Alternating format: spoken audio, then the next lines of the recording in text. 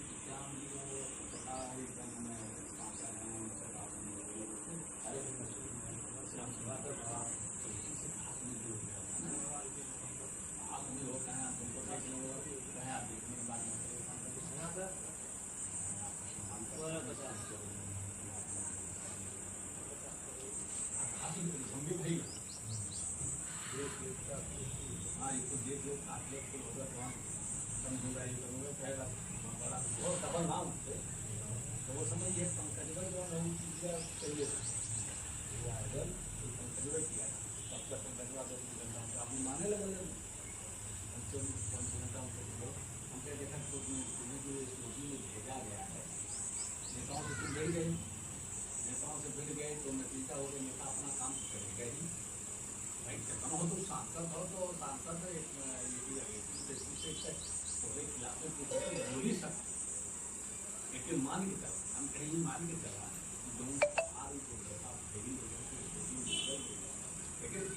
पानी को विराम देता हूँ। और माननीय वरिष्ठ पत्रकार कौशलेंद्र जी हिंदी पत्रकारिता पर अपने बातों का प्रकाश डालेंगे। पंडित जुगल किशोर जी को काफी सच्ची श्रद्धांजलि हम लोग दे सकें। उपस्थित देश कवच हिंदी दैनिक के प्रधान संपादक हमारे समकक्ष भ्राता भाई विनोद सिंह जी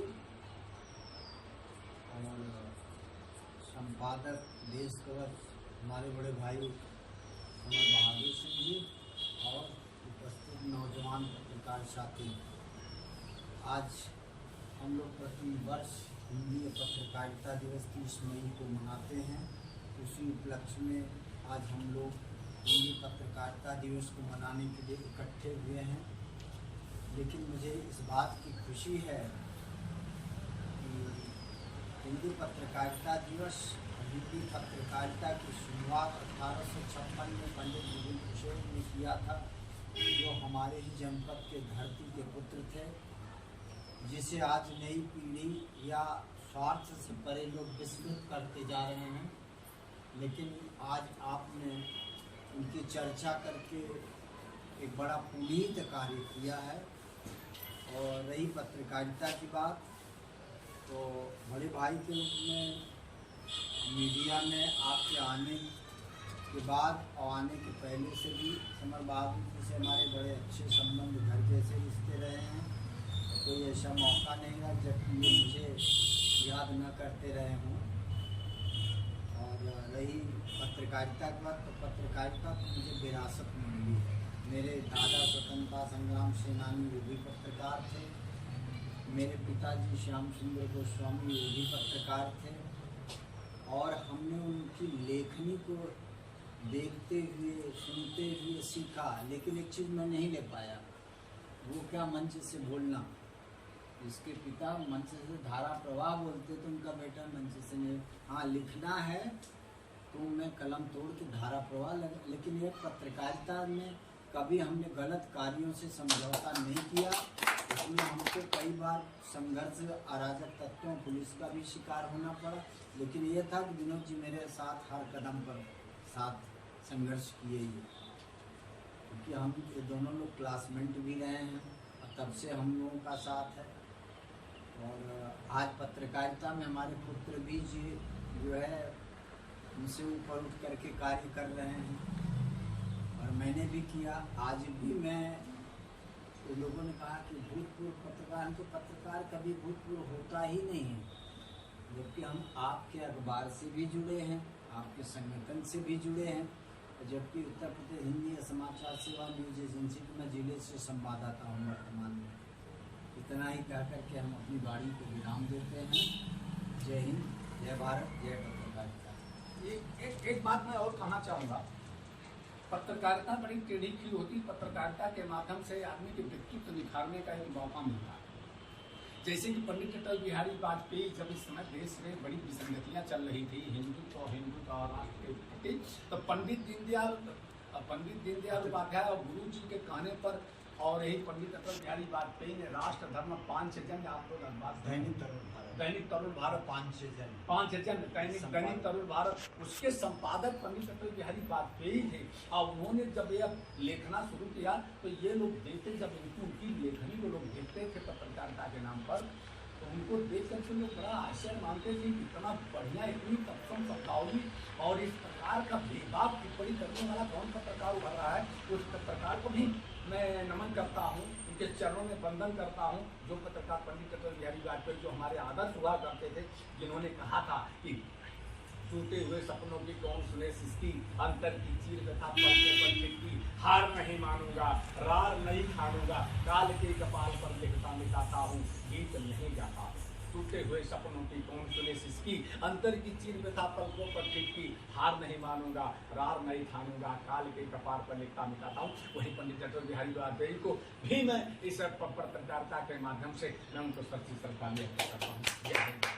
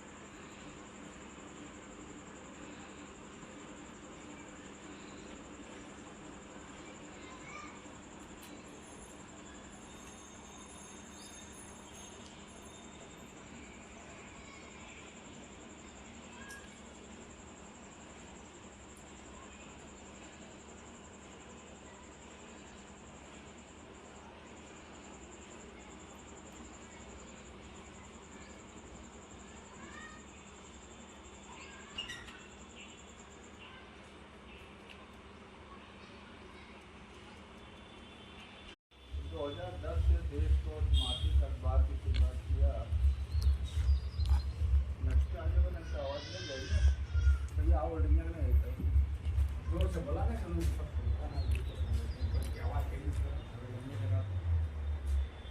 2016 से हमने देश कवच मासिक अखबार की शुरुआत किया और 2010 से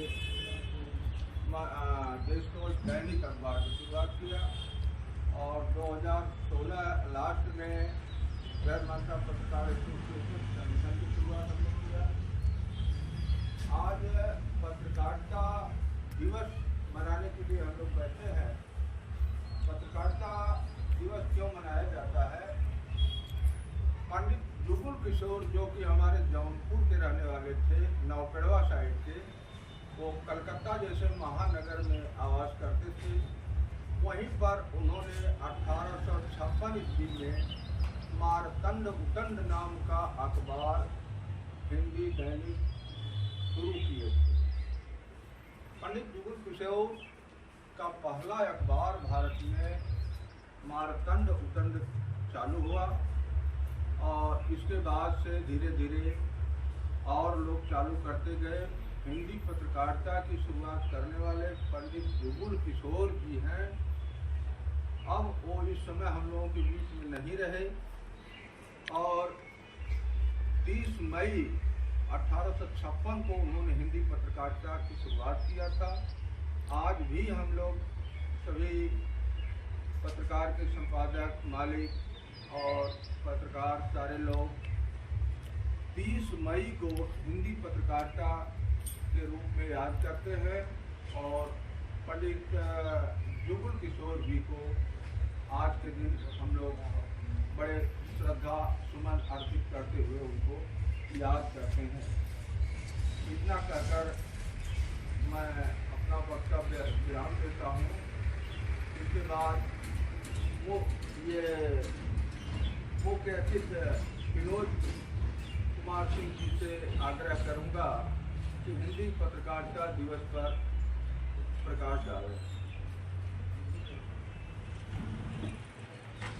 आज के इस कार्यक्रम के हमारे मुख्य अतिथि माननीय कौशलेंद्र गिरी जो हमारे मित्र भी हैं, हमारे क्लास फेलो भी हैं, आज जिन्होंने पत्रकारिता के विषय में अभी देश कवच में तो मैं अभी इसी साल जुड़ा हूँ।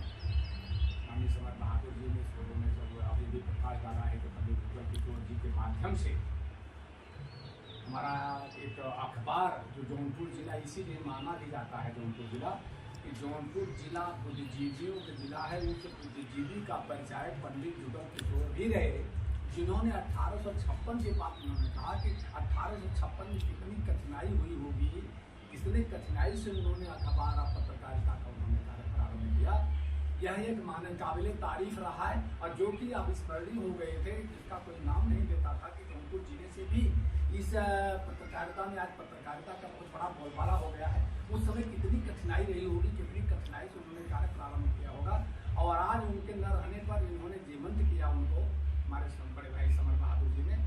और कौशलेंद्र गिरी को मैंने पत्रकारिता के लिए मैं पहले जानता था, जब हम बहुत पहले में राजनीतिक कार्य में कार्य करता था, संघ का काम करता था और संघ के काम करने समय भारतीय जनता पार्टी का भी मैं राजनीतिक काम में करता था और उस समय कौशलेंद्र गिरी से हमारा संपर्क हुआ और कौशलेंद्र गिरी हमारे क्लास फेलो रहे और कौशलेंद्र गिरी भी हमारे परिवार से जुड़े हैं, इसलिए कौशलेंद्र गिरी को हम साथ लेकर के पत्रकारिता के नाम पर, ये पत्रकार थे लेकिन इनका मैं हमेशा कंधा से कंधा मिलाकर चलने का प्रयास करते थे।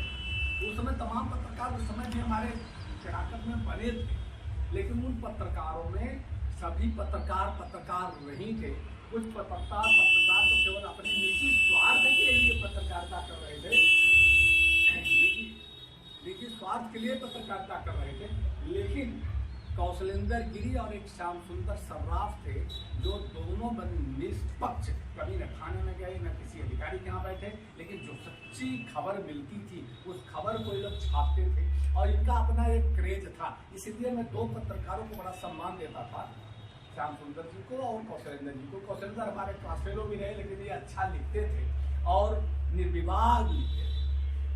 इसी बीच में तमाम एक प्रसंग चला, तमाम अखबारों को, अखबार वाले चले, दैनिक जागरण चला, हिंदुस्तान चला और अमर उजाला चला, बड़े बड़े अखबार चले। आज एक दैनिक आज चलता था, आज का वही काट करके पहले आज बहुत ग्लैमर था आज का हमारी जानकारी में, लेकिन आज को काट करके फिर दैनिक जागरण बहुत तेजी चलने लगा। लेकिन आज भी चल रहा, गांडीव चलता था उस समय हमारे केराकर में, कुछ गांडीव था, सन्मार्ग था और तरुण मित्र था, दैनिक जागरण भारत था, दैनिक भास्कर था, तो अखबार तमाम केराकर था। हम केराकर में पत्रकारों से भरमार लग गई, लेकिन सभी पत्रकार नहीं थे। अखबार तो इतने थे लेकिन सभी पत्रकार नहीं थे। पत्रकार तो वही होता कि बुनियाद, मकान के बुनियाद वो बन जाता था पत्रकार। कोई समझ नहीं पाता था कि यह बात कौन कैसे जान गए, हमारी गोपनीयता को पत्रकार कैसे जान गया। यह पत्रकारिता थी। इसमें कौशलेंद्र जी पारंगत थे, जिसको कोतवाल भी नहीं समझ पाता था, एसडीएम भी नहीं समझ पाता था, ये छाप देते थे। और जब छपने के बाद जब लोग जानते थे तो धीरे धीरे कहाँ खबर होती थी और कोतवाल और सारे लोग जो अधिकारी थे वो जानते थे गिरी जी कौन है, गिरी जी। तो धीरे धीरे लोग संपर्क भी बढ़ाते थे, कह भैया हम लोगों को थोड़ा सा बचा के छापा करिए, ये निवेदन करते थे आकर के। आज मैंने देखा कि पत्रकारिता के नाम पर, आज के डेट में पत्रकारिता के नाम पर तमाम पत्रकार मैं देखता हूँ, कभी कभी कुर्सी लगा करके कोतवाली बैठे नजर आते हैं या कभी कभी एसडीएम बैठे नजर आते हैं। तब दुख होता है कि पत्रकारों को पारदर्शिता होनी चाहिए, और वह पारदर्शिता किसी पत्रकारों को हमने नहीं देखा। हाँ, एक चीज हम समर बहादुर भाई को देखते थे, हम नहीं जानते थे कि ये जो है इतने बड़े अखबार के संपादक है, पत्रकार है। जब इन्होंने मुझसे आग्रह किया कि आप भी प्रधान संपादक बन जाए, हमारा एक अखबार है, तो जब हमने औरों से मूल्यांकन किया तो आज नंबर 1 पर समर बहादुर को समझ करके हमने कहा कि ठीक है, मैं आपका साथ दे सकता हूँ, क्योंकि आप एक ईमानदार पत्रकार हैं। ईमानदारी ना के नाते पत्रकार का मतलब पारदर्शिता होनी चाहिए। क्यों कि पारदर्शिता ही ये आईना है, पत्रकारिता आईना है। जैसे अखबार में आप शीशे के सामने आप खड़े हो जाते हैं, आपका चेहरा जिस प्रकार से दिखाई देता है, उसी प्रकार से समाज का आईना के रूप में पत्रकारिता है। तो उसको पत्रकारिता के लिए समाज के आईना के रूप में हमें प्रस्तुत करना चाहिए कि हमें ये नहीं निजी स्वार्थ के नहीं, इन्हें कामी क्रोधी लालची इनसे भक्ति न हो, भक्ति करे कोई सूरमा जाति वर्ण कुल हो, इसमें यह भाव रहता है। इस भाव से पत्रकारिता होती है, तब पत्रकारिता का नाम होता है, तब पत्रकारिता के लिए पत्रकार लोग कहे जा सकते हैं। लेकिन अब तो पत्रकारों के लिए बात होती है, अरे क्या बात करते हैं, वहां से आते पत्रकारों को हमने ये कहते सुना, अरे कोतवाल साहब कोई खबर हो तो बताइए।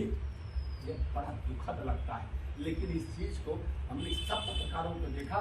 लेकिन समर बहादुर जी जिस प्रकार से पत्रकारिता करते हैं, जितनी निर्भीकता से करते हैं, तमाम धमकियां भी इनको आती, लेकिन इसका परवाह नहीं करते हैं, बराबर लड़ाई लड़ते हैं।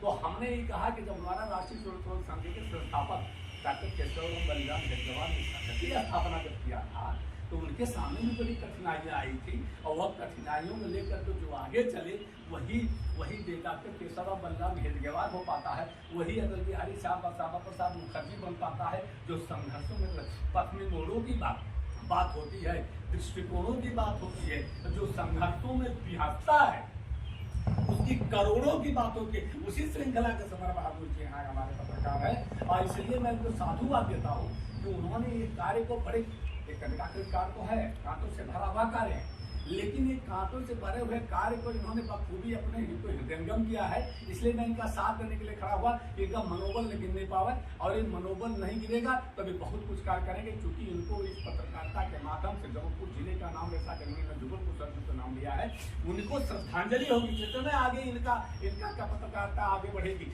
जितने आगे ये पत्रकारी इस संगठन को आगे बढ़ाएंगे, उतने जुगल किशोर जी को एक सच्ची श्रद्धांजलि होगी। यही बात मैं कहना चाहूंगा कि सच्ची श्रद्धांजलि के लिए देश कवच अखबार को बहुत आगे बढ़ाने की जरूरत है, जिससे कि अगर ये नहीं बढ़ेगा तो जितने इस समय पत्रकार हैं, बड़े नाम हो गए हैं पत्रकारों के, लेकिन वो पत्रकारिता के नाम पर अब थोड़ा सा दुख होता है कहने में। लेकिन एकमात्र अगर पत्रकारिता कोई है तो देश कवच है, उसको हमें आगे बढ़ाने की जरूरत है, उसका हमें प्रचार प्रसार और उसको ज़्यादा विकसित करने की जरूरत है। और जैसे हमारे भाई कौशलेंद्र जी भी हैं, कौशलेंद्र जी को कुछ लोगों ने जब जिस प्रकार से परंपरा चलने लगी आज की आधुनिकता की पत्रकारिता का, उसमें कौशलेंद्र जी जिस नेचर के रहे, और इस नेचर को लोगों ने अडॉप्ट नहीं किया। इस नेचर को लोगों ने कहा अरे यार क्या बात करते हो कौशलेंद्र, अरे ईमानदारी किस काम के यार, ऐसा पत्रकारों को भी मैंने कहा। सुना। ईमानदारी कौशलेंद्र केवल पत्रकार ईमानदार करते हैं, लेकिन यह दुख हुआ उनसे सुन करके कि कौशलेंद्र जैसे पत्रकार को भी लोगों ने यह कहा कि अरे यार क्या बात करते हो, कौशलेंद्र ईमानदारी का पहाड़ा पढ़ाते हैं, यहाँ कौन ईमानदार है? अरे जैसा धारा बहती है, जैसा गंगा बहती है उसमें बहना चाहिए। अरे बंधुओं, मैं बताना चाहूंगा कि अगर कोई बहता है, जिंदा आदमी जब विपरीत धारा में बहता है तो उसको संघर्ष करना पड़ता है। मुर्दा तो धारा के साथ बहते चला जाता है और ऊपर तैरते रहता है।